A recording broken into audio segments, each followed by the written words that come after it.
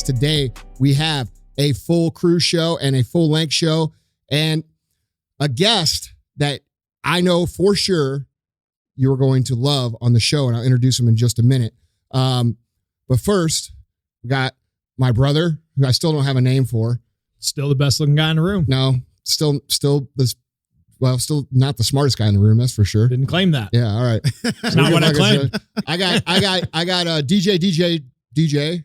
Daddy Thumbs. Yeah. And special guest, one of my very, very, very best friends in the world, business partner. You guys, almost all you guys know exactly who he is. My good buddy, Ed Mylett. What's happening? Great to be here. Great to be here. Smartest and best looking man in the room. Did you just give me that title? I like that. He did look at you.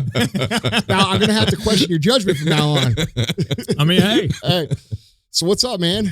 I'm doing great, man. It's great to be here the last day with you. This facility. I've been speaking for 30 years. I've traveled a lot. I have never seen anything like this in my life. And I'm gonna tell you, as a DJ, I can't stop talking about on the phone in the car, telling everybody about it. I'm blown away. I'm really proud of you guys. This is unbelievable. It means a lot, man. Like, you know the whole story. So I mean, it's. I know it, but it still blew me away. We're driving. Yeah. He drives me up yesterday. I go, so how much of this building? I wasn't being funny either. I said, how much of this is first form? He's like, the whole thing. I'm like, all these cars are for them? And then we get in here and it just keeps going. But every single part of this place is like first class. It's unreal. It's like, I didn't want to leave here. Well, good. I'm glad I gave you at least 18 months of my life. I'm back there. These gray hairs are for you, buddy. That's so good though, man. Well, dude, usually, I mean, it meant a lot to me to see that, to hear that and see that. Yeah. Like, you know me, dude, I don't really take credit very well. Mm-hmm. And I don't give myself any credit really when it comes to things like that. Neither does Sal. We're always focused on the next. And, sometimes it is important to value what you've done. And, we get a lot of people that come in and they're like, fuck, dude, this is crazy. But knowing where you've been for the last 30 years and what you've been doing, it was super special to me. For me, it was special because I know where you've been the last 30 years. Yeah. That's the thing. I mean, we're just talking about this. I've been where you grew up. You've taken me there to see that place. Yeah. And then to know that, you guys have built something over here. Like, and the cool part is it's in proximity too. Yeah. Like where you grew up isn't that far from here. No. So it's unbelievable that you've come that far without having to travel that far. Yeah. You know what I'm saying? It's just, it's bananas. This place is bananas. It's so crazy. So I do a lot of tours. Like I take people on tours when they come here. And this is probably a couple of weeks. I forget who it was, but I was walking them through and they asked me, like, how long did it take to build this building? And I'm not even thinking, right? I told them 22 years. Yeah. And like not even thinking, I told Andy this last week, but it's weird for me, like, because like I haven't been here 22 years, right? Yeah. So just the time that I've been here. Bro, you've barely been alive 22 years. Barely been alive 22 years. But no, man, it's cool because I just told Andy yesterday too. I'm like, people come in here and we get the same reaction and it hasn't gotten old for me. I don't know. Like, I don't know about you guys, but it hasn't really gotten old at all. Like the same reaction, but it's always cool to see people come in here and see this because, like I said, I don't have that experience for the 22 years before this, right? It's proof. It's evidence. Like you can't debate this. Yeah. This is not up for debate. Yeah. That's what's great. I mean, dude, look, we got a long way to go, but I mean, it does feel good I'll tell you what's cool to me coming here every day is seeing the careers that are built, these people who are young, who are building their lives, building careers, and doing it in a way that truly changes people's lives for the better. You know what I mean? And dude, that's what I feel so fortunate. Like, bro, like you're the only guy I bitch to besides him. I was going to say, wait, whoa. Well, I said besides him, motherfucker, like, will you go let me get it out? Like, but I get frustrated. Like I tell you guys, I get frustrated. Dude, the thing about Ed and I both, and the guys in this room is like, we're in the fucking process doing it. Like, we're not these guys who fancy themselves coaches who make all their money from coaching of how to do business, which they've never done. Like, so we're in this shit every day. So, I mean, like, dude, like I get pissed off. I get frustrated. I get angry. I get impatient, just like everybody else does. And the one thing that I truly always brings me back is knowing that literally everything that we do here contributes to people becoming better. Yeah. And I mean, dude, I think about that, like I think we were talking yesterday. I forget who was, I don't forget who was talking to us. We were talking about working here every day. And like, sometimes I get used to it, right? Like, I'm like, oh, this is, it's work. But dude, then I like stop myself and I'm like, wait a minute, dude. Like, you're building the next fucking Nike. Like, yes. What the fuck else could you be doing that's any cooler than this? Well, because you're in it. Like, this is a good rule for everybody in their life. Doesn't matter what you're doing. If you're an entrepreneur, it's hard for you to have actual perspective on your own life because you're in it. The closer you are to something, kind of the blurrier it gets. If you stare at something long enough, think about anything you stare at. Eventually, if you look too long without blinking, it just gets blurry, right? You have to step back from it to get focused again. Yeah. When you're in something every day, for all entrepreneurs, it just gets blurry. You lose perspective on it. So it's cool to have another set of eyes come in here. And then Erica, my sister's with me. We're driving over this morning and she's like, it just dawned on me. All these people, every cubicle, every office, those people are dependent on this company flourishing that you guys have built. Like, that's an amazing responsibility as an entrepreneur too. It's awesome. I think a good the comment that Andrew was speaking of was yesterday. Does it still shock you when you come in? And I made a little post last night in my story, and it's actually, remember when you wanted what you currently have, because that gratitude and perspective, awesome. It is awesome. It just made me spawn that, because I always use, it's hard to see the forest when you're in the trees. You know what I mean? You got to get up outside and take a peek at it. And it is difficult, right? But it is necessary, to your point. It's very necessary to make sure that you continue to check back. And I hate to use the term smell the roses, but gain some perspective and look around. And otherwise, this entrepreneur game will eat your ass alive. And I think that's the part that most people feel like they're alone. And the truth is, man, it actually probably means you're in the right spot. Yes. You know what I mean? Like, when you're fucking struggling and you don't realize like kind of what's going on, and you think you're doing well, but you don't think you're doing well. You don't know what the fuck's going on. That's normal. Totally and it's scary, normal. I tell sports teams when I go talk to them, man, when you're winning a championship, it never feels like it. When you're in the midst of doing something great, it almost never feels like it while you're doing it, because of the grind, all the problems, all the challenges, all the setbacks. You just never feel like it. When you step back from it, that was DJ, not me. When you step back from it. It's his first fucking rodeo, apparently. Fox. Welcome to the big leagues, kid. Yeah. Turn your buzzers off. It never feels like it when you're doing it. So it was cool for me just to be here. And that's the other thing about being alone. That's why he and I, one of the reasons we started our Arete was all these entrepreneurs do feel alone. And it's good if you can be connected to a group of people like what we've created in our coaching stuff. That's one of the reasons he and I did it, because we don't need to be doing it. And to your point on all these gurus out there, you got to look at who they are. If any more than like 5% of their actual income comes from coaching you on how to do things, they're probably not very good at doing things. Otherwise, they'd be doing it. Right. Because there's a hell of a lot more money to be made in fucking real business than there is in fucking coaching. Yeah, and this place is real business. Yeah. For sure. Look, dude, it's hard, dude. We're seasoned. You know what I'm saying? I hate saying that. I'm definitely seasoned. Bro, you're fucking. I'm 50 seasoned. You're fucking like extra crispy. Thank you. So, dude, bro, I'm just like the lightly spiced, you know? Around the corner. Hey, listen, dude. those double I know it's coming, bro. That's why I got to give you You will look shit. like this someday. Bro, so you know. Bro, if I look like that, I'd be happy. I'm just saying. Fuck, dude. Hey, those double fried chicken wings are fucking good, bro. They fucking are, They're man. fucking good. So, but like, dude, I think it's important to touch on this because we have so many young, hungry, want to be successful people. Not just in Arete, but like listening to the show and listening to your show. And people want to win, man. And we have this society now that's like teaching everybody that, winning's bad and it's not noble to win and it's not a good thing to win. And I know you get this too, but one of my biggest things that I get from people is, they feel almost guilty for pursuing more than what like their mom and dad had or like their friends have. And I just want to talk about that for a second because, you guys out there, you have to understand that when you do something outside the norm, you're going to catch criticism. You're going to catch heat. You're going to get people that don't understand it. You're going to get people that don't want to be around you anymore for the simple fact that you're working your ass off and they're not. And it makes them feel bad. And like, guys, winning is I believe winning is the will to win is something that we're born with and then bred out of. And, you look at a little kid, I always use the example of the little Nerf basket, right? Like a little toddler, they understand that when they throw the Nerf ball up and it goes in the basket, they get excited.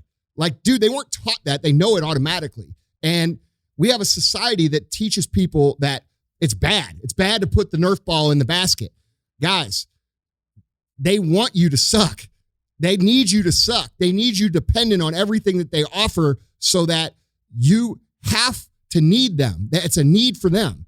And guys, those of you struggling with this right now, I want to make this point to you. If you were able to look at all the people who criticize you and you were able to look at their life 10 years from now or 20 years from now, you would not give 2 fucks about the criticism that they're giving you because of where they're going to be and where you're trying to get. And if you could just keep that in mind, it's going to get you freed up to pursue what it is you're doing with less, drag, less guilt, less pressure, less negativity. And Sal, you and I were talking this morning about the importance of literally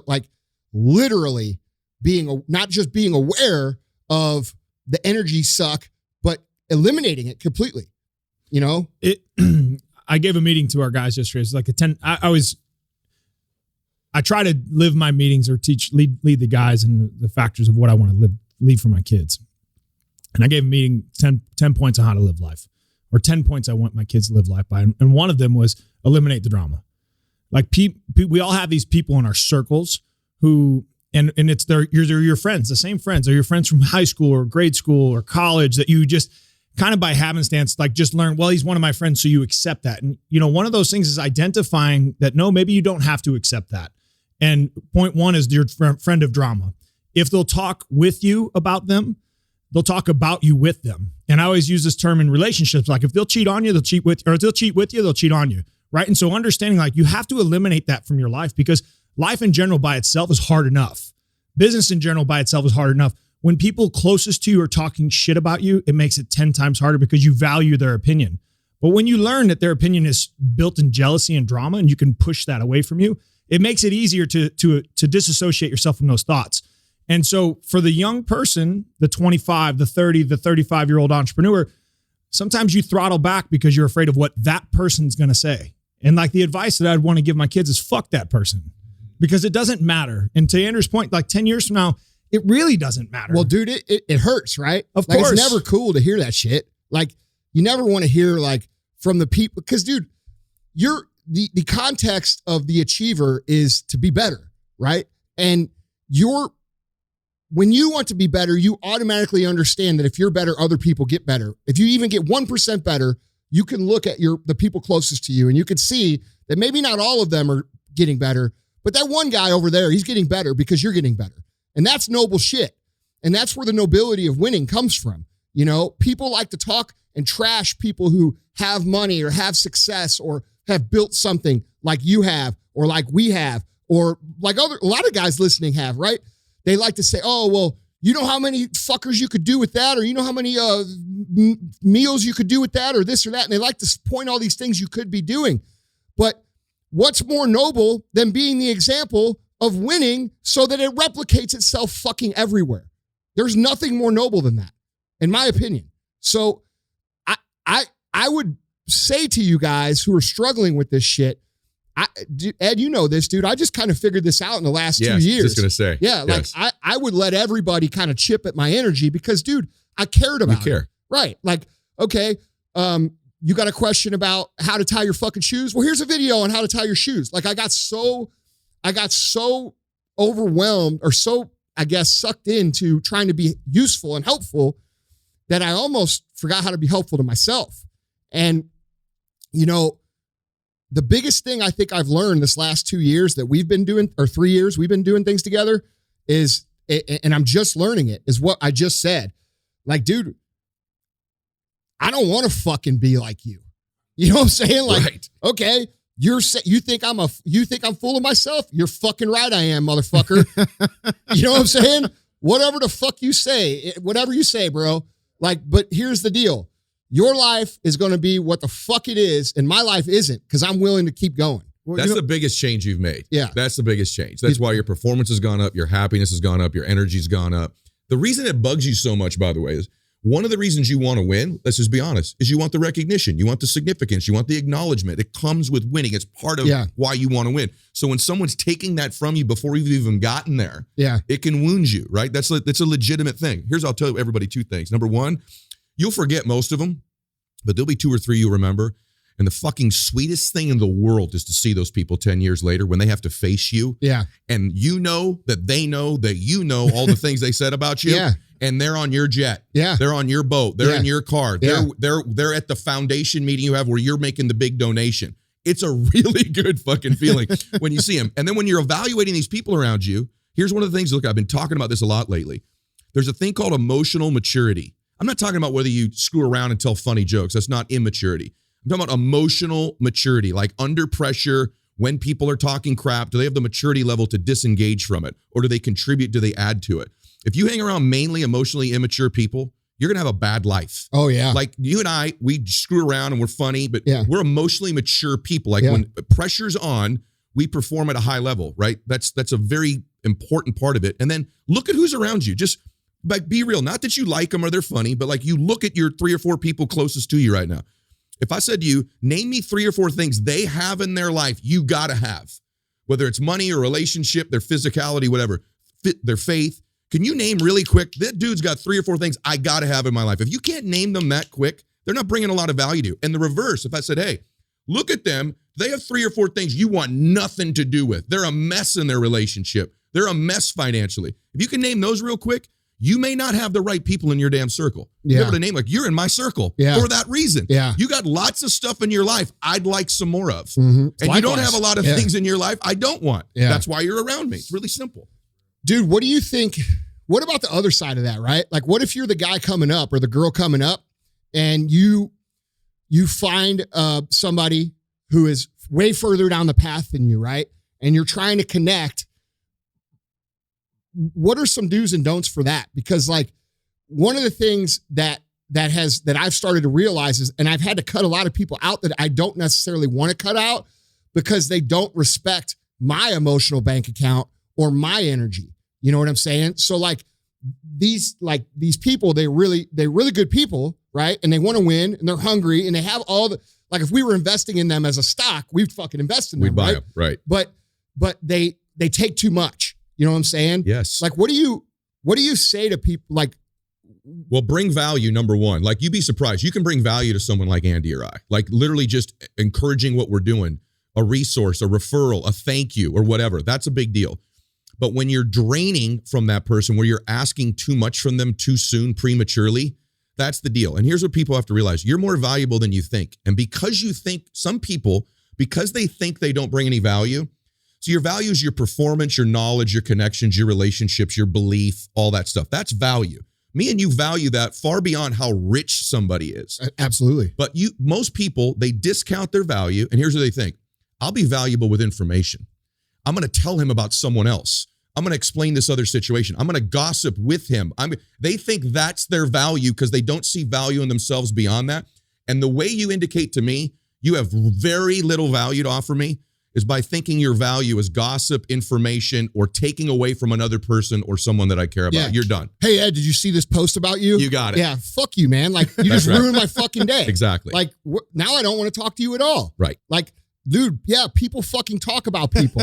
You know what I'm saying? Like, and when you have a lot of people that follow you, guess what? Not everybody fucking loves you. Of course. So the last thing I want is some motherfucker sending me some shit some bozo said about me who, like I said a minute ago, isn't going to be doing shit in 10 years. You just distracted my entire fucking energy and you think you did me a fucking, hey bro, I got your back. No, you don't. There you go. That's the one. No, you don't. Yeah. You don't have my back because you're not understanding that you just completely fucking got me off track from where I'm trying to go. You know, and dude, that's a huge one. Yeah, people don't understand how much winning requires energy. Yeah. So if you're doing anything to deplete someone's energy in any way, shape, or form, you're not bringing them any value. Especially when they're super high level. Right. The highest level people, dude, they're super fucking conscious of that energy bank account. And dude, if you really want to be valuable to somebody that you're trying to learn from, guys, because dude, that's what it takes, right? Like, you have to have people. We actually talked about this yesterday. We did. People, it's very, very hard for people to materialize things when they've never seen it or they've never touched it or they've never witnessed it. And like, when you're the first person in your family to make $100,000, it's a big fucking deal, right? When you're the first person in your family to buy a house, that's a big fucking deal. And it's hard to imagine having those things if nobody you ever know has had it. So it's important to attach yourself to people who do have the things you want, but it's important to make deposits into their account, because when you make deposits into their energy account, guess what they're going to do back? They're going to give you deposits back. They're going to reciprocate. Yes. Good, successful people are huge believers in the law of reciprocity. Yes. And they want to pay you back beyond what you've paid them. But the best move is to make a couple deposits, to your point first. Deposits can literally be, hey, man, let me just explain to you how what you just did really helped change my life. Right. That contributes to my energy. Yes. People think, they hear that all the time. I never can hear that enough. Me neither, because, dude, the negative balances it out. You got it. Yeah. And you and I both were, I was saying this on the plane yesterday, flying out here with these guys. They're all kind of taking notes and I'm talking. And they're like, man, you took the whole 3 or 4 hours with us, these guys that were flying with me. And I'm like, it wasn't that long ago. Nobody wanted to hear from me. Yeah. Nobody knew who the heck I am. Yeah. No one cared what I had to say. I'm grateful for this, man. Yeah. And the fact that you're grateful for what I'm doing gives me more energy to give you more of it. So I'm reciprocating. That's a big deal. And by the way, if you're coming up, you fall in love with the law of reciprocity. You over-deliver to people. Keep your commitment small and your delivery high. And you will find that people want to deliver more to you. So I know for you and I, that's a huge one for us, is don't take my damn energy. No. Because I will eliminate you. Yeah. Dude. Unfortunately. Yeah. It's just the way it has to be. Dude, it's not a matter of want. You have to. Yeah. Because we have so much shit going. Dude, look, guys, if you're trying to learn from someone who's, let's say, wealth, like super wealthy, has all the shit and all the shit, right? If you don't contribute, you'll get nothing. You'll get nothing. But I think, there's a huge identifier here, and it gets lost a lot of times. And this is the personal struggle I have with like the IG superstar world, is humility. Oh, fuck. Being able to, like, there are guys upstream from us that, like, hey man, like, one thing about, and Andrew touched on this and Ed, you did as well, is, one thing that is innate inside the success realm of business is you love to give back because you love to help, which is why you're successful. That's part of the deal. And that humility to be able to express to somebody, like, you don't have to come to the table and flex on everybody. You know what I'm saying? Like, you don't have to be the fucking baddest motherfucker in the room. And I think, the things where I've learned the most is, honestly, just by being humble and saying, hey man, like, I have a lot to learn from you. And I would just love some advice, because our entire company pay structure is built off that humble question. Like, hey, I don't know what the fuck I'm doing. You've already done this and I just need a little bit of help. Could you help me? And the person was like, fuck yeah, I'm in. You know what I'm saying? Because there's a part of your brain that loves to figure this shit out. And that's what makes you successful, is you have the keys. And we all like to have the keys, right? And be able to help somebody downstream. But to be able to go upstream, you got to have humility. It's not about an IG flex. And I think that's where a lot of the young entrepreneurs get lost in translation right now. Like, they want to be fucking cool on Instagram. Well, before you're fucking cool on Instagram, man, you got to express a lot of fucking humility and go ask for fucking help. What I like about you, Sal, and your brother, and Andy, is you toe this line that all of my friends have. It's very difficult nuance. Super confident people who also have humility. Like the best athletes, you played, this. You cannot be a high level performing athlete with not incredible confidence, right? You take confidence from an athlete, they're done. Yet they're humble enough to still want to be coached hard. They're humble enough to still want to grow. And that's like a Brady to me. Everyone thinks he's an aw shucks. He's not. This dude is loaded with confidence, but he's humble enough that he still wants to be coached hard. He still wants to grow. He still wants to improve. If I looked at all my friends, they're all different careers. One of my best friends is a transmission guy, right? One of them's Andy. They're just different careers. They all have that line where they're like super, super confident, but they still have been able to maintain a level of humility. They're right on the line of the two things. That's what all successful entrepreneurs need to learn, because there's that other side too. I'm super humble. I don't know anything. And then they're like unresourceful. That's right. They don't think they can do anything. They can't take initiative. You can over humble yourself. You can overdo it too. So it's both. And I think that's, I always say that's why God gave you 2 ears and one mouth. But confidence is built in understanding, like, when it's my turn to play, I'm fucking playing. Right. And I'm going to play to fucking win. I'm going to play for fucking blood. But there's times when I need to listen. You know what I mean? And I think knowing when your time is to play and when your time is to listen is a value that you learn over time. And the reciprocity is an understanding, like, that's your time to speak because you can help. But as you fucking go up the chain, man, now it's your time to listen. It's not always your time to run your mouth. I think that's probably one of the biggest lessons I've learned. Like, sometimes, because I'm meeting a lot of cool people, right? This is dope. We're like doing a lot of cool stuff. You gotta learn to just shut the fuck up sometimes. just sit back in the corner and just listen to what's going on. You'll be surprised what you learn. And like, that's probably one of the biggest things, to your point, Andy, about giving value to somebody. sometimes you got to shut the fuck up and just listen, you know? Well, it's just hard, listen. right? I mean, you're fucking listen and do. Because that's the worst part, right? Yeah. The worst part is the motherfuckers who suck all the information, they even pay for it. They'll pay for it, and then they'll yell at you because they didn't succeed. It's like, look, dude, you have to do your fucking part. And that's another thing in the personal development space you see a lot of. You see a lot of people who will go to every fucking show, every event, every fucking seminar, every mastermind, and yet they're still not winning. And then when you sell a ticket that's going to teach them how they can make literally tens of millions of dollars in a fucking day, they complain about a price. It's like, bro, you guys don't get it. Like, you don't understand the value of the information. You don't understand that I could teach you in one fucking day how to make literally hundreds of millions of dollars. All of that's symptoms of the same disease, bro. Like you and I talk about, which is they have no intention of ever executing. That's right. So like that's that other line where like they're so humble that they have no belief, no resourcefulness. They take no initiative. And so they'll go to the cheap seminar where really there's no value there because they can say they went take a picture with somebody, get no information. But then when there's one that could actually help them execute on millions of dollars, there's a price issue because you really don't have any intention of executing on this stuff that's going to be taught. That's the separator. Like exactly what you said you got to do. I've been to one seminar. One. And it's the best fucking thing I ever did. One. But it's because I took what that motherfucker taught me. You did it. And dude, and I still, to this day, I sell his book. I buy his book. The guy's fucking 80 years old. He's a real estate agent in Phoenix, Arizona. It's How to Master the Art of Sales. Tom Hopkins. Tom Hopkins, I bet. The motherfucker's a gangster, right? I went to one seminar and I was like, dude, that guy's fucking G. I'm going to do what he does. And you know what? I did it. I applied it and it's worked. And it's changed my entire fucking life.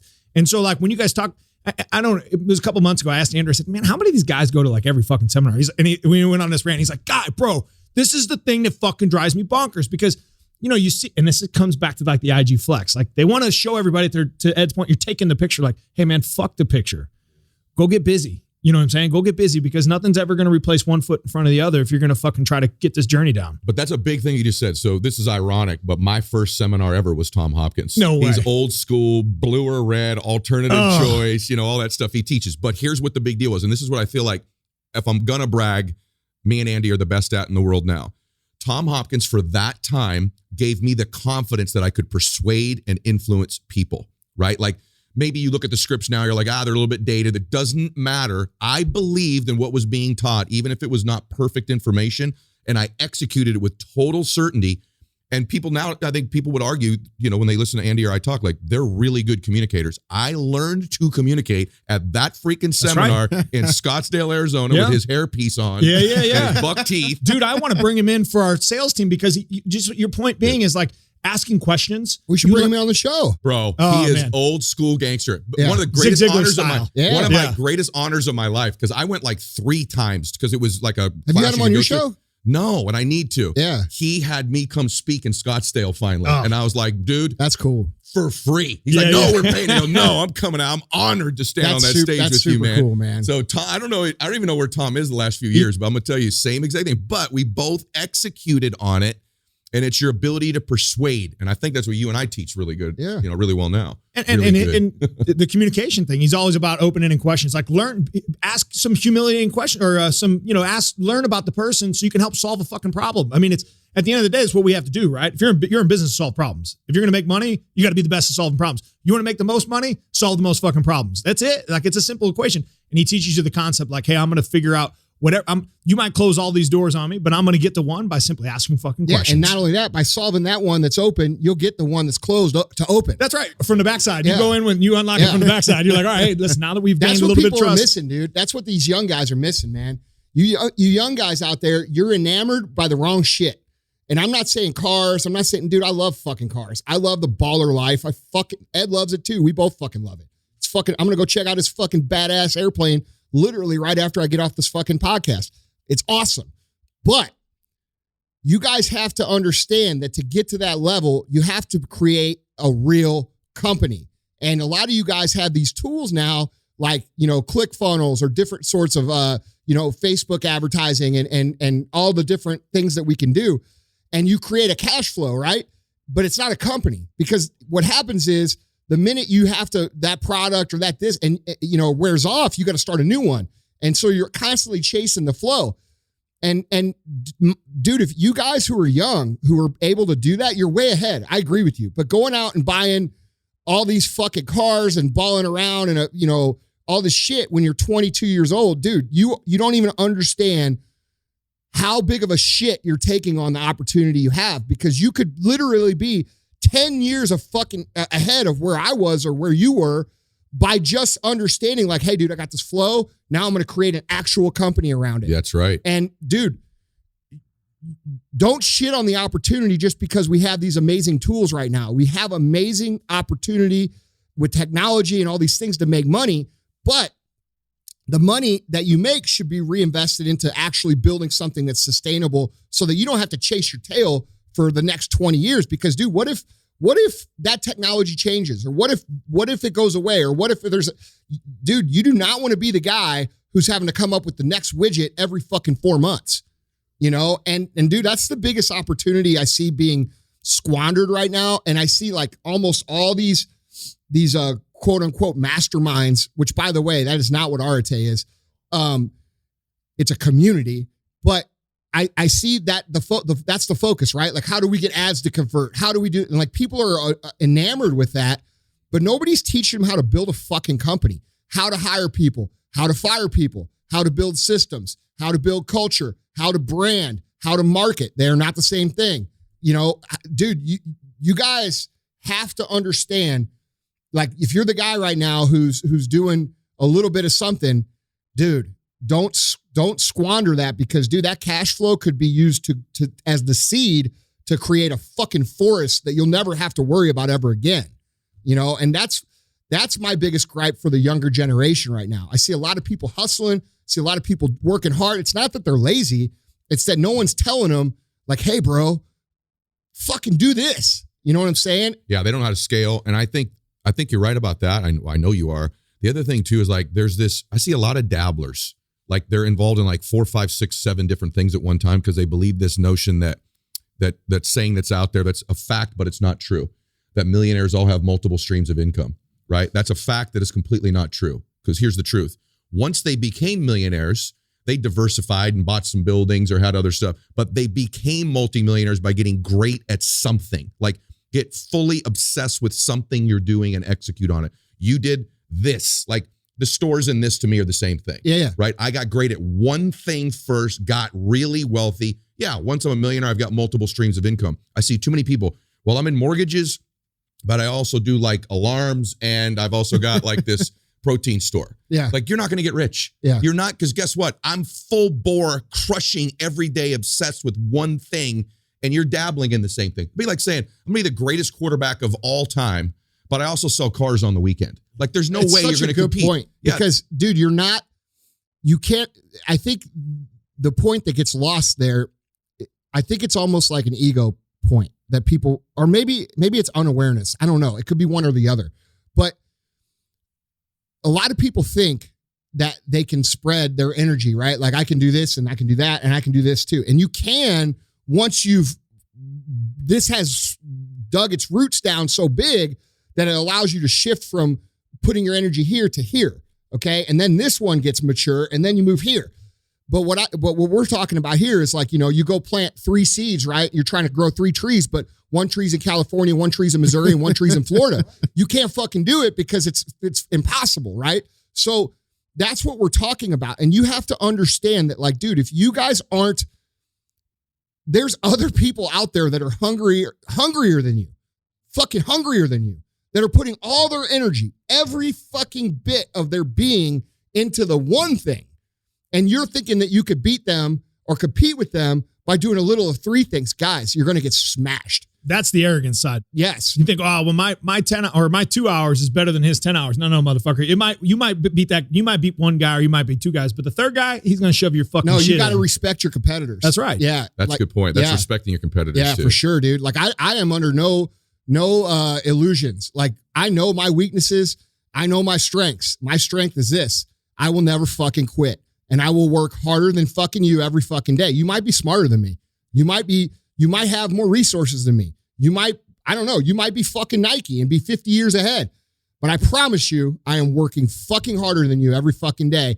And if you're going to take me down, you better fucking bring it, dude. Yeah, you better bring a lunch. The thing that you said earlier about will to win, where we're born with it. Yeah. The truth is, most people, their will can be bought at some point. There's a point. Like, with enough failure, their will to win can be. They'll sell their family's dreams. They'll sell their kids. They'll sell their future. Like, look, it just wasn't meant to be. I couldn't do it. Bad breaks. And they relent. They eventually give in. My will to win was not for sale. When the same things would have got someone's will to be bought, I didn't sell. I wanted to sell a few times. I'm like, I remember a couple of times my back being up against the wall, like I'm almost out, but I'm not out. And I stayed. That's different. And then the other insidious thing is will to win can be bought with some measure of success with some people. That's also not true with you.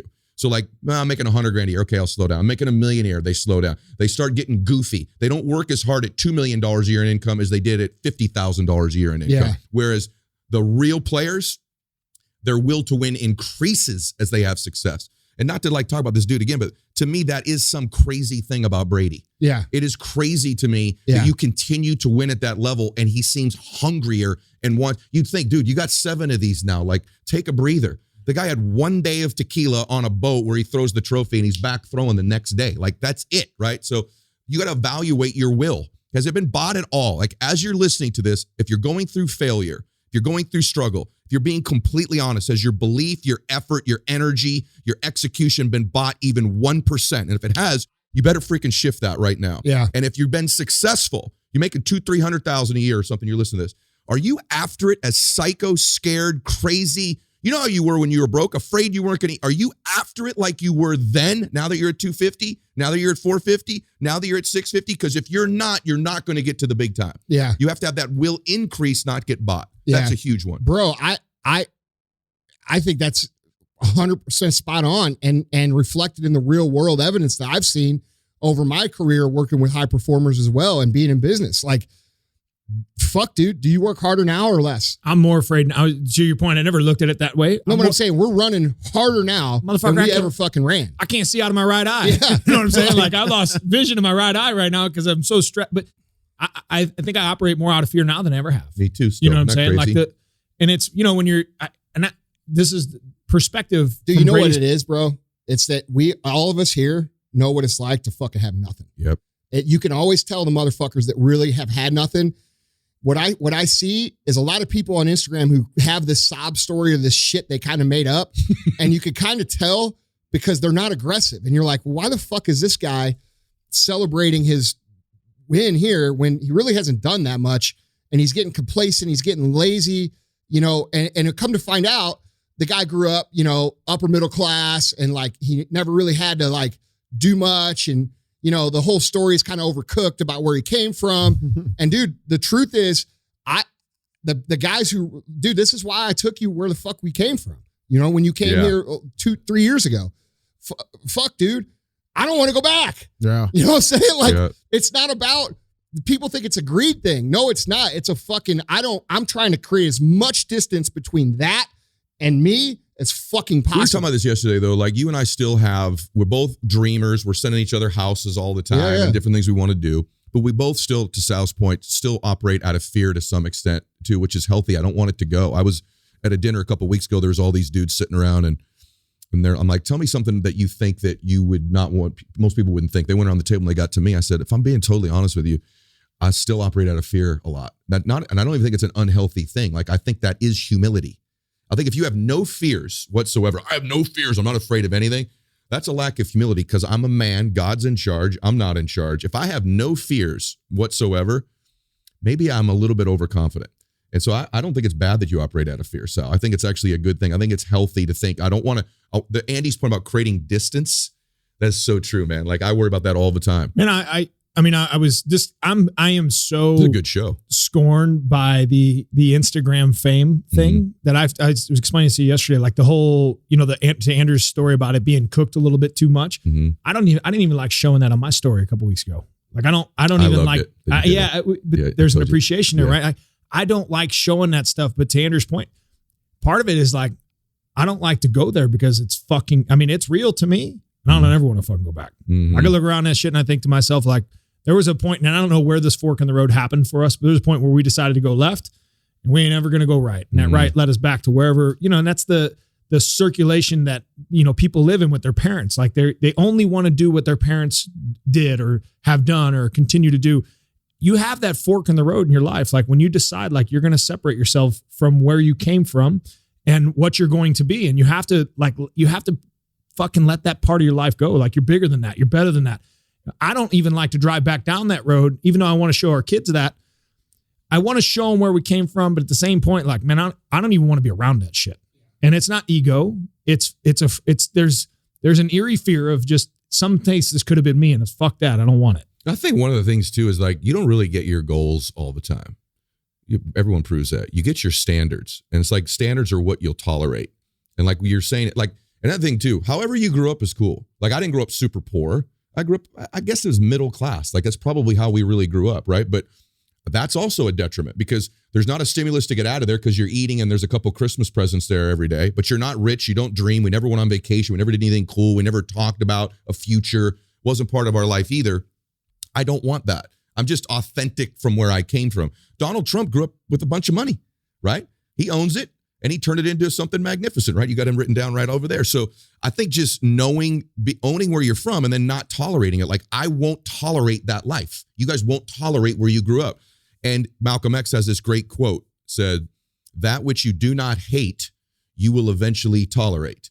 To keep that will burning, you almost have to hate where you're at all the time. You almost have to I want to create separation even from here. That's hard to do when you walk into a facility like this every single day. And for some of you, it's hard to do because you now own a house you never owned before, or you got a cool car you never had before. Can you almost hate where you're at? Not hate you, but almost not tolerate where you're at like you did when you were totally broke, not knowing whether you were going to eat. That's the formula. And I'm constantly trying to feed myself this lack of tolerance with where I am. And I think that's what everybody who does something great is. They just won't tolerate anymore the standard by which they're living by.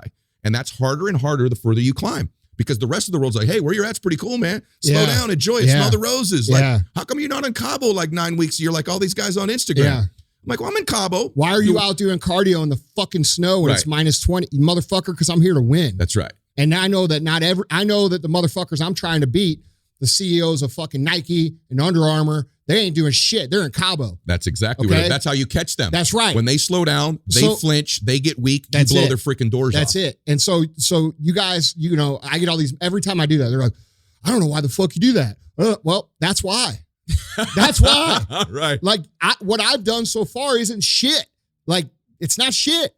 What we're going to do is change the motherfucking world. We're going to change the way business is done. We're going to change lives. We're going to change fucking people's literal trajectory of their fucking existence. So that's why I'm out doing fucking cardio when it's minus 20 degrees. But I think that's also why Tom Brady gets back to throwing the football, right? It's part of his winning recipe. And when you get into these habits and you create your winning recipe, like you understand that, like, hey, I got to stay on this course. Yeah. Every time I get off this course, things go bad. So I'm going to stay on this course. And I think those forks in the road, you have to be self-aware of understanding, like, hey, what's coming down the road? When do I take a break? When do I not? When do I pit stop? When do I stay on the road? And I, to Ed's point about being overwhelmed, I would actually argue, and this goes back to the fear, I think I'm more overwhelmed today as we sit inside this building. We've had the best month in sales we've ever had in a company's career. We have more employees, created 175 jobs in the last year. We've adapted and done well, even in the midst of pandemic. Like you would look from the outside perspective, looking in and say, hey, all the boxes are ticked green. I have more overwhelmed fear of not failure, but fear of where we got to go and what we got to do and how we got to get it done now than I did whenever we were starting 11 years ago in the first form world. There's more pressure in that overwhelming because of the peer pressure in regards to, hey man, you should slow down. Hey man, you got it pretty good. Hey man. And in your brain, like you're fighting this fight internally. And I think this is where my stress comes from, is because like, I want to go fucking there. And the outside advice tells me to go here. You know what I mean? To slow down a little bit, to relax a little bit. And in my brain, like, no, motherfucker, I'm here. I got a mission. I got a mission to go after. I got a dream to chase, and I got to go that way. And that constant fucking battle, I love it, internally is what, dude, it's what, and it makes that same fear that allowed me the drive to prove those people wrong whenever I left my career to come here is the same exact level of fucking fuck you fear I have now to say, no, fuck, we're going after Nike. Yeah. You know what I'm saying? Like, yeah. You're like, well, couple $1 billion. I don't give a fuck about that. Yeah. I'm going to take that motherfucker's lunch. That's called $50 billion. Yeah. Not fucking 2. 50's cool. Yeah, that's what I'm saying. 50's a lot cooler than fucking 2. Then it's Amazon. My son's in a golf tournament right now. Last night he texted me. I'm like, what are you doing? He sent me some meme on Instagram. He goes, I'm in the room. We got to play again tomorrow. All the dudes are out gambling, you know, and I'm like, I'm proud of you, man. And he said, yeah, they're out having fun. I said, Max, remember this. Winning is way more fun than fun is fun. Man, dude. That's real. Go win That's tomorrow. a fucking line right there. Hey, write that shit down so I can make a meme out of it. Yeah, but that's a real lesson, man. I learned that the hard way. Man, say that again. Winning is more fun than fun is fun. Fuck yeah, it is. And- Holy fuck, dude. Let's go. Let's go win some. Well, no, I learned that lesson. It's And, the I've truth. been really What do you mean how you learned it? What do you mean? well, we've been really blessed. We have a great father who's been extremely valuable to the mindset of our life. And when I got to minor league baseball, I acted like I was a big league baseball player. And I in lived the wrong ways. in the wrong way. Not emulating the guys. And I understood it incorrectly. Yeah. To Ed's point, you know, like I was more focused on acting. This is fucking great. Back to the Instagram flex. I was more interested in how everybody else perceived that I was a minor league baseball. Dude, we didn't make shit. I mean, Yeah. I think I made $1,200 a month. Bro. Right. It's You know what I'm not as saying? like- On a bus. Yeah. Yeah. Yeah, in On the middle of no, no. nowhere. On a shitty bus. Yeah. Like the bus we ran in college is way cooler than the bus we had in pro Yeah. ball. And you think about like, I was so concerned. This is Instagram literally. This is probably why I have like a little PTSD with it. I was so concerned with my image outside with how everybody thought that I wasn't focused on the actual things that were going to get me to where I needed to go. I was focused on how they were going to perceive me and how they saw my life, my baseball life. And you know what? I was too busy in the bars and I was too busy chasing girls and doing all the shit that I thought big leaguers did. But the truth is that's not what big leaguers did. And this is now that I see it from a different perspective, the big leaguers, Tom Brady, those types of guys, they're hitting baseballs. They're watching film. They're in bed at 9 o'clock. They're fucking watching the game film. They're fucking focused on tomorrow's game. I'm in the fucking bar. And you see why I never got to where they were?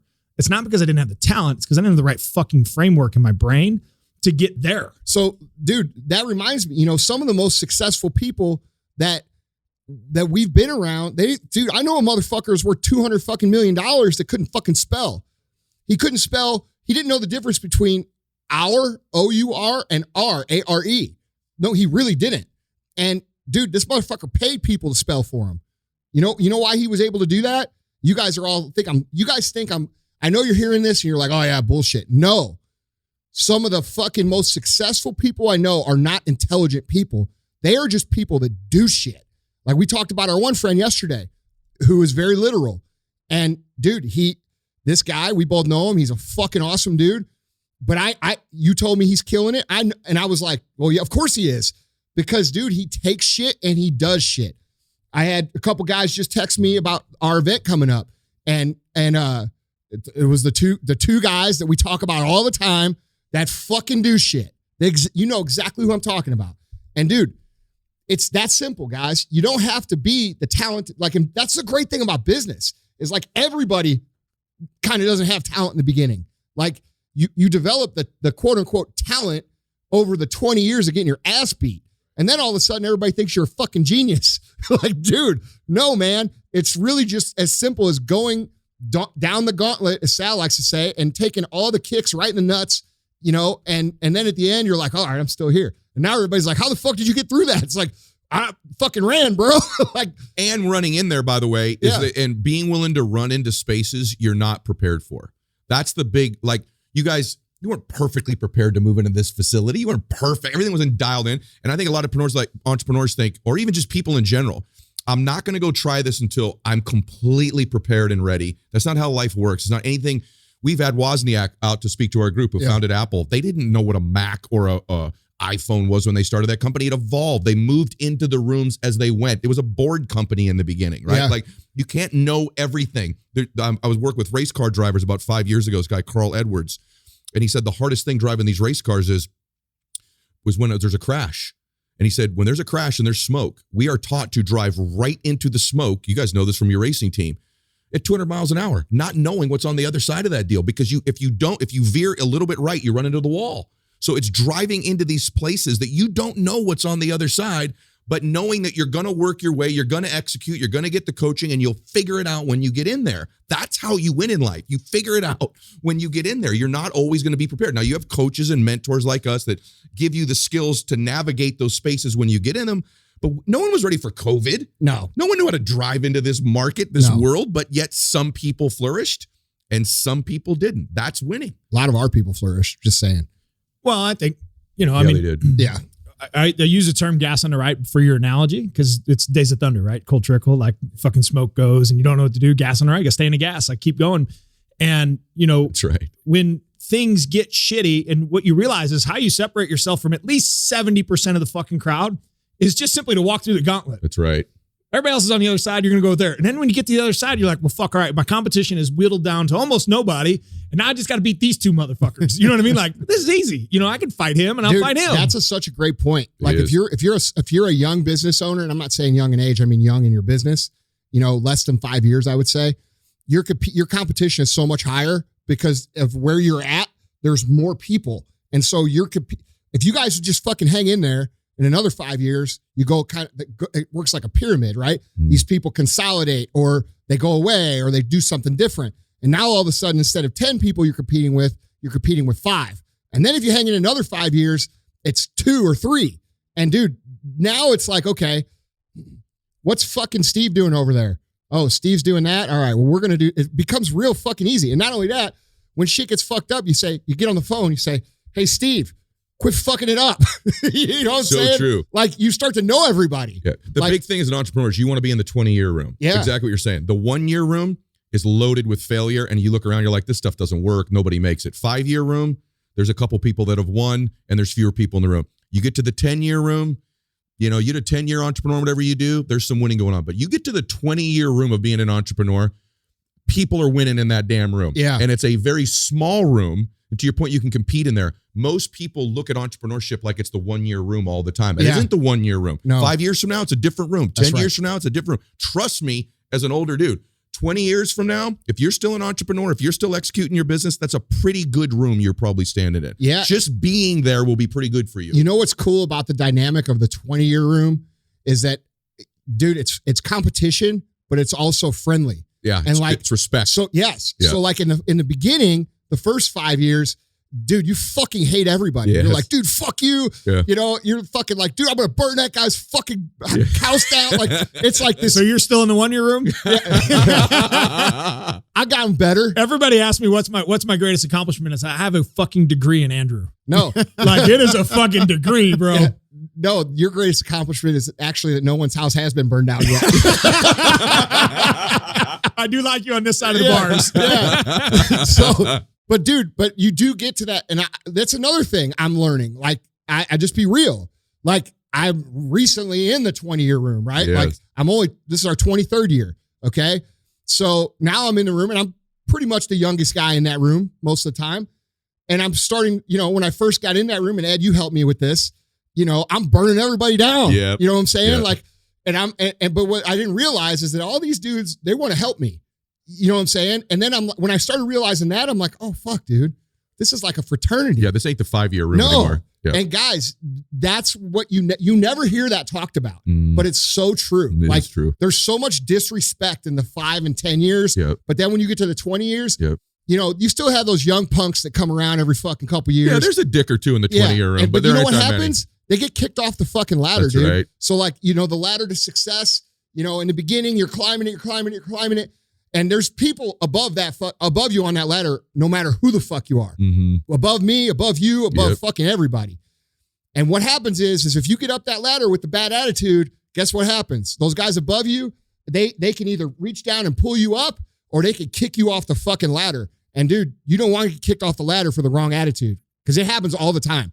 Dude, how many times in that 20-year room, our little group of guys, that we know, probably 10 guys, is there a fucking text or something that goes on and be like, yeah, dude, this guy, no. Yes. Stay away from this dude. Don't Yep. put him on your show. Yep. Don't do this. Yep. Don't do dude. And motherfuckers get blackballed without even realizing that they got blackballed because they do ignorant shit like leave a fucking negative post on your podcast or something.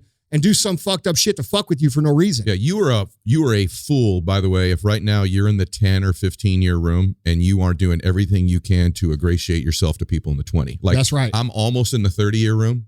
I guess I'm really close. This next year I'll be in the 30-year room. But I am around dudes who are in the 40-year room. I'm even around a few that are in the 50-year room. Yeah. And their lives are freaking bananas. Yeah. I want to do everything I can to be in good graces with those dudes to learn from them. So you gotta be real careful what you say, what you comment on, what you share, gossip, all that stuff we talked about earlier in the show. Yeah. It's going to hurt you when you get to that 20-year room because they'll kick your ass out. Yeah, dude, don't fuck with people, man. Yep. Like that's really what it comes down to. Don't fuck with people. Pretty simple. Yeah, like, dude, I know a lot of you guys are, you think you're doing something, you think you're cool, and you think you could take a bite out of the fucking guy that's like up the ladder from you, bro, that will come back to fuck you. Because what happens is, and what you don't realize is, those motherfuckers have a lot of resources. And instead of like going to fight you on the Instagram, that's not what they do. What they do is they make your life really fucking hard without saying a word, right? They're running ads to your account. They're fucking hiring your employees. Dude, and all of a sudden, all this bad shit starts happening. You can't figure out what the fuck's going on because you fucking made an ignorant comment to someone or disrespected them. I will dismantle you, bro, by supply chain with a smile. Yeah. I'll just go buy all your shit and you can't buy anymore. Yeah. You know what I mean? Like that, those are relationships. Like, hey man, like, you fuck with me. But that's an example. Like that's the example of what happens. Like, dude, that's why when you're young, and what Ed said, you're 1,000,000% right. Bro, if I did anything wrong, it was that coming up. Like people ask me what my regret was.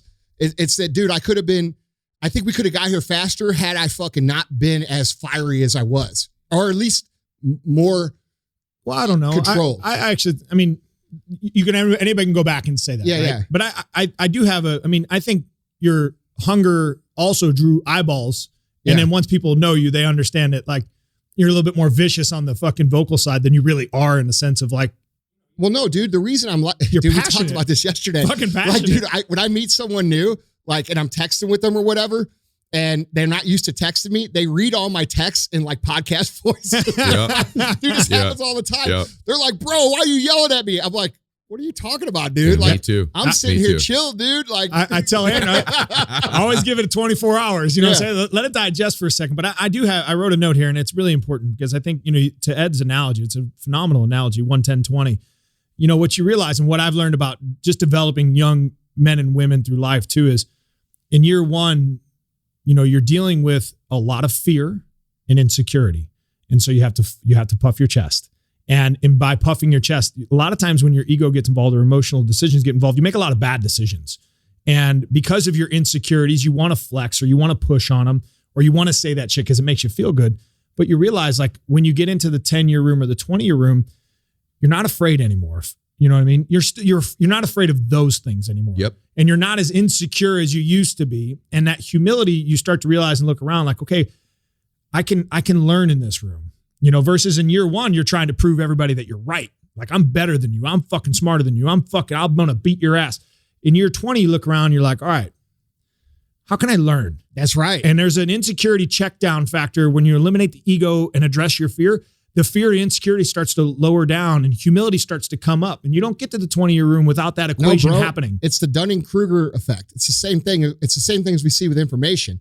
At 1 year in, 2 years in, 3 years in, motherfuckers think they're an expert. And then for the next 7 years, they start to figure out how dumb they are. You're right. And then they come back around at 20 years and they're like, oh, I think, you know what, Ed? I think I might know something. Yeah, you're right. Like, so what happens too is Mark Bell, by the way, I use big words lately when people share them with me. I've been using this word equanimity lately. I'm like, where did I get it? It was actually Mark Bell sent it to me. Can you spell it? EQAMINIT, maybe? Oh, I'm not a good speller. I can't fucking spell If I wrote shit. it down, I could spell it, but probably not. I don't know the difference between hour and hour either. Motherfuckers spell for me. You know what scared me earlier? When you said hour and hour, I screw that crap all the time. Or your and you are, I screw that one up. And then for years, when I would read the word fanatic, I kept calling it fanatic, like when I would read out loud. So like, I'm with you on all this. But the reciprocity, like the reciprocity, when you said it the other, I'm like, fuck, I'm going to say this. See, I'm going to give it I try to drop in. Like those herbs. I try to show how evolved I am by dropping in 3 or 4 words that are multiple syllabic. I'm sorry for taking you off. It just in my brain. I didn't even say that right, but you know what I'm saying. Trying to sound smarter than I am. But equanimity is basically what you're describing, which is that in Andy's fire, Andy's right about his fire.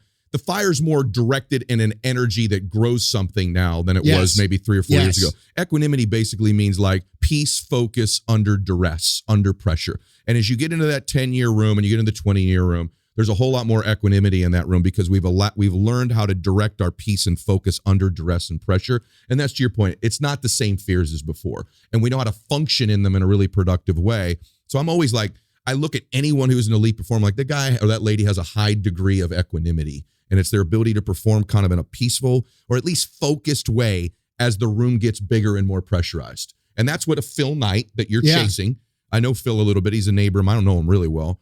But I do feel like as that company grew, his equanimity level grew and they could execute at a higher and higher level as they went, as the pressure, notoriety, stress, problems, you get bigger and bigger, legal, everything's just bigger, right? And can you find more equanimity as you grow? That's the big thing in the 20-year room. Dude, I think that's a key trait of any truly successful leader or entrepreneur is their ability to focus when chaos is happening for everybody else. You know what I mean? Period, bro. That's number one to me. Once you get momentum, I agree with you. Yeah. It's a powerful thing, you know, and I see that in young entrepreneurs as a flaw or a mistake they make a lot. Like when things are bad, guys, that's when you got to be calm.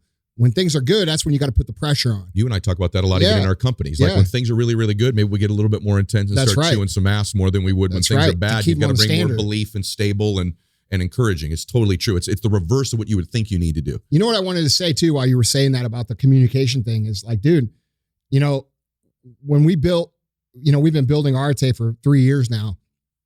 And obviously when you found an organization, you're going to have conflict, you know? And one of the things that's taught me the skill of controlling my focus and my communication in the equanimity aspect has been when you and I have had conflict, because, you know, when we first met each other, I would come at you with like how I would come at anybody, and it didn't go very well, right? Like we never got anywhere. And even the times whenever I've come at you where I've been fiery and you've stayed calm and respectful, that taught me like, oh fuck, dude, that's how it's supposed to be. And dude, it's greatly improved my life, like in all regards. And it's one of the things, I never told you this before, but it's one of the things I'm most grateful for out of us being friends is that I learned how to not be a fucking force of nature every fucking time something goes wrong. You know what I mean? Because your force of nature, to your Sal's point, is like that is what makes you great. Yeah. It's being able to direct it. That's right. When you need it. Yeah. And the other thing too, on your case, and I'm not just saying this, because this is really incredible to say out loud. So, and I have noticed that in you. I've noticed a lot of things in you the last 3 years. But for me to say this, and I mean this when I say it, the person that I know in my life that has grown the most of everybody that I know in my life the last 3 years is you. Grown. I'm talking about in everything, your communication, the way you think, the way you communicate. And by the way, that was already from an extraordinarily high level. That's what makes it you're an unbelievable example to people who think they're pretty far ahead right now and wonder how much they can grow. You are already worth millions of dollars. You already had incredible notoriety. You didn't need to change anything. Mm-hmm. And by the way, in the beginning, you would say, this is just me. Yeah. Right? Yeah. You didn't need to change anything, yet to get to that Nike level, to get to that level where you're going to influence hundreds of millions of people, not millions of people, those growth things needed to take place. I have things I need to grow in. Yeah. I have the most admiration for people who grow, who there's no evidence that they actually really have to. Mm-hmm. And so everybody that I know, Arete, outside of Arete, all of my businesses, all of my friends, you've grown the most from an already elite high level. I just want to acknowledge that for you. I've never told you that either, but that's an actual truth for me. I appreciate it, man. It means a lot. Yeah, it's true. You know, it's and you got more to grow, and so do I. Yeah, and we push each other to do it. That's honestly why I've gotten more quiet than what I have been. You know, a lot of people, we talked about this yesterday. You know, I think a lot of people think that I like fell off or some shit. It's like, no, motherfucker. Like I shut my mouth and I'm putting in the paying the dues, man. You have reloaded, and if people really knew what the heck was going on in all, even the downloads of this show, how really well your social's doing, this building here, the growth of the company. He just said it a minute ago. I don't know if everyone caught that. 175 new people this year have been hired here. Like, hello, that's freaking psycho. And you're now looking at more space than even this place has. We're building a building right next door. It's crazy. And we got to expand here first. Yeah. I mean, we're very fortunate to be where we are right now. It's been a, and guys, you know, the reason we do look, I don't know how to say this. I sounding like a jerk, but none of us here have to fucking do this. And I'm not saying that so you could say, oh, thank you so much for doing it. But I hope you realize that there is a genuine difference between someone who's selling you information and somebody who's going to coach you, who needs to get the income to live their fucking flashy life so then they can sell you more coaching, and somebody who actually runs real companies, which all of us do, multiple companies, which all of us do, and are going through it with you, because it's just not it's a completely different fucking thing. And I'll brag. There's Arete Syndicate. There's nothing like it in the world. No. I'll just say it straight up. Yeah. There's nothing like it in the world, because you're with the highest level entrepreneurs in the world and performers just in life that are executing along with you. And I'll just say this for sure. I'll state my life on this. The caliber of information that we teach, the tactics, the strategies, the details that we teach, there's nothing even remotely close to it in the world. And that's not disrespectful to anybody else. No. It's just a different animal. If you want to get fluffed up all the time, we're probably not that group. If you want to really learn how to change your life and or your business, there's no commercial here because it's application only. We turn away thousands of people every single year. We don't ever market it. You and I don't sell anything else. There's no other place where we're not going to get in there and we're going to sell you some, some glue, or, we're not going to sell you books. Like, you're in our deal. You're with us. We mentor you. So I hope that everybody understands it's the greatest environment, community in the world that's a force for good for both you personally and outside of your world. And don't even apply with us if you don't want to be a force for good in the greater world. Right. Because that's our higher calling. That's why you and I do it. That's why we take the time to do it. And we're very, very proud of so many of the people in the group that have just made quantum leaps in their businesses. Dude, it's the best fucking thing. I was going to say, when you brought up the thing about Wozniak, dude, okay, look, guys, I don't know how much you know about Steve Wozniak. Okay, first of all, smartest fucking dude I've ever been around by 10 times, easily. He's a savant. It's unbelievable. Like, when we were interviewing him on stage, I felt literally stupid. Yeah, of course. So did I. No, DJ, I'm being serious. Right, for real. Like, I felt like I should have a fucking coloring book. He's in a different dimension and plane. Yeah, totally different. But the one thing that I could understand that he talked about was, and what really hit with me was when he talked about, we asked him what he was most proud of. And he goes, dude, now he didn't say dude because he talks Steve Wozniak way.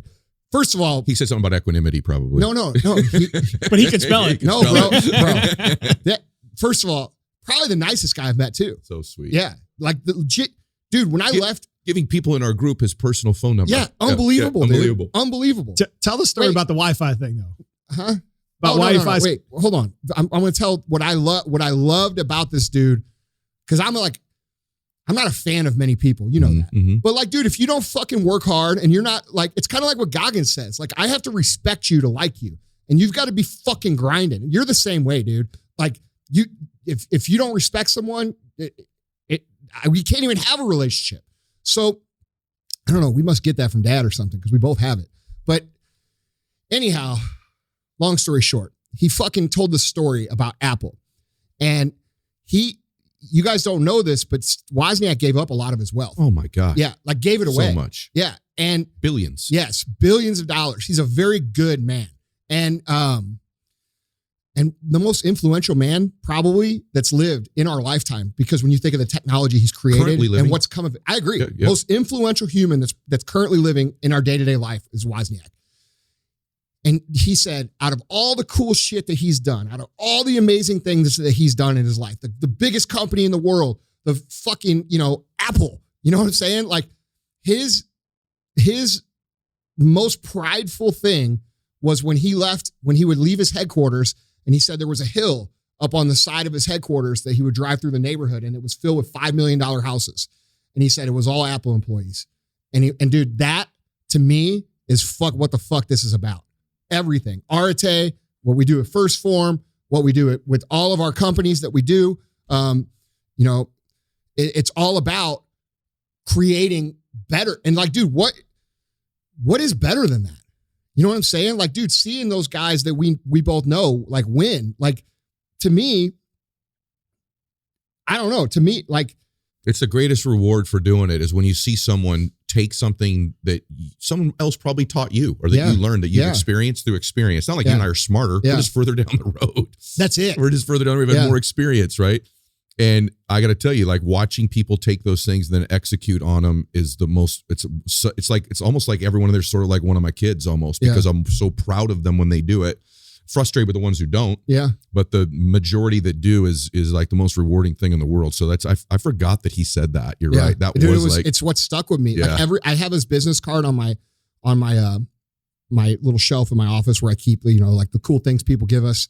And every time I see that card, I think of that story. And I'm like, bro, that is why the fuck you're here. I think about what he gave up, the donation part. Yeah. That's the part I think of. It's the same principle. It's the same thing. Yeah. It's of service. Yeah. And I don't know, man. Like when I was really struggling in business, and I've told this story a few times, I pray every night, and I would always pray to God, and I would say, hey, dude, and that is how I pray. You know what I'm saying? Hey, dude. God's my dude. So like, so I'm like, hey, dude, if you give me a little help here, I promise I'll do good with it. I'll help other people.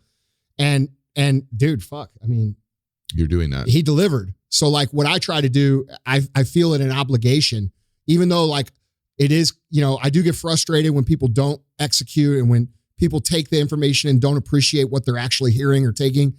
And I just remember like, dude, you got to do your part now because you got your part.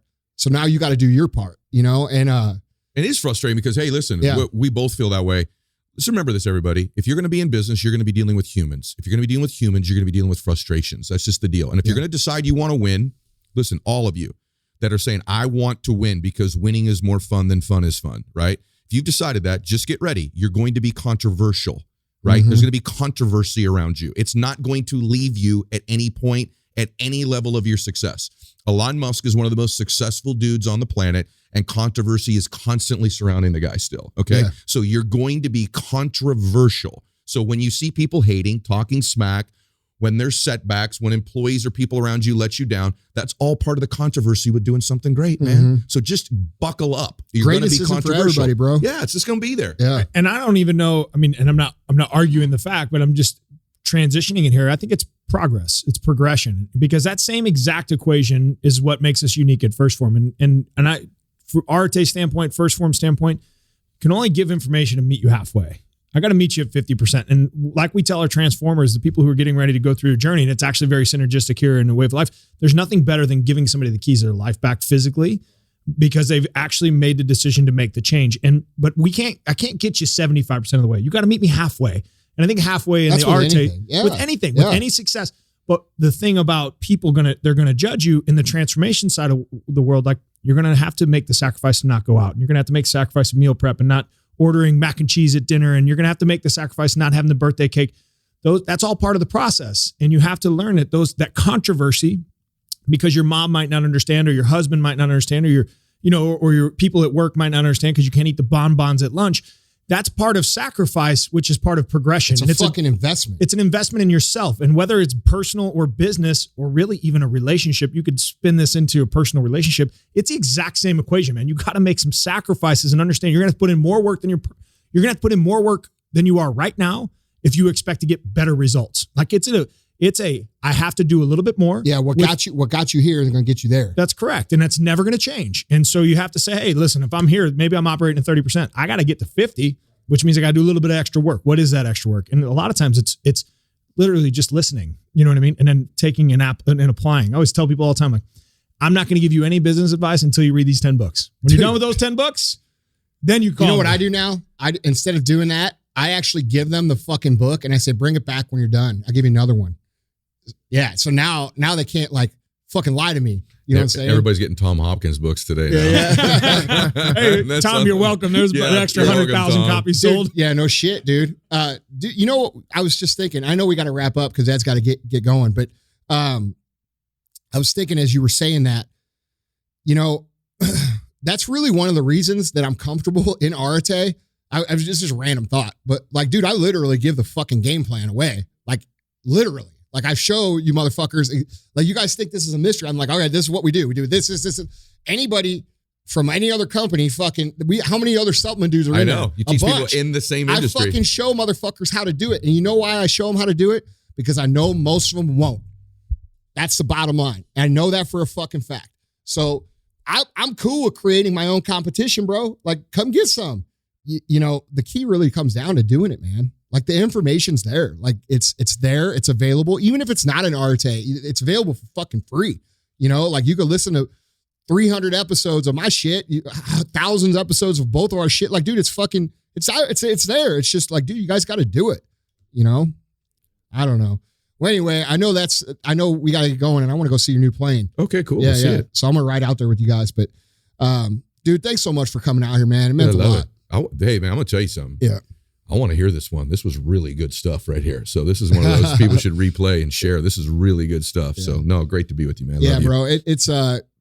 It meant a lot to see your reaction to what we're doing here. Because, like, you know what I'm saying? Like, Yes. It's like, I value people's opinions, but I value yours a little bit more. So it made a lot. It made me feel good. I just want to say thanks. And when I tell you I'm proud of you, that's not an up and down thing. I know I'm just proud of you. No, like, I know this that. is just, I was really emotional. My sister's with me. She'll tell you I couldn't stop talking about it. I'm just absolutely proud of all of you, and particularly you, because, you know, you and I are the closest, but Sal, everybody here, is just amazing what y'all are doing. And it's just the beginning. You can tell. That's the other thing too. You can tell that this is not like some permanent destination either. You feel the vibe here. Like 3 or 4 years from now, this is going to look silly. It's a rental. These people here, out here, that we see out the windows right here, these are the best motherfuckers on the face of the planet. They want to win. They're hungry, and they treat people right, and they do the right thing. They're a product of their environment, though. Well, they create it. You know what I'm saying? And by the way, we teach you how to do that too. Yeah, we do teach you that. Anyway, guys, that's the show. You got anything you want to say? No, I was just going to say, I think that, you know, there's a parting, if you're going to do a parting word, that's what I was going to ask. Ed, if you're listening to the show, what's the parting advice? My parting advice would be what Andy said. You got to eventually just decide you're going to completely execute. And you also have to decide, I know this sounds like you've heard this a million times, just like literally decide your will to win can't be bought. You're not going to be bought. No amount of success, no amount of failure. When you do that, when you make a total commitment to something, people think that total commitment means you lack freedom. It's the absolute reverse. When you make a total commitment to something, you're completely free from that point on, because all other options are off the table. Now you have total freedom to execute. When you don't make a total commitment to something, that's bondage. That's when you're tied in knots all the time. So it's the reverse of what you would think. Even in a relationship, you make a total commitment to your relationship, now you have total freedom. It's when you don't do that you lack freedom. So if you want to be free, totally commit.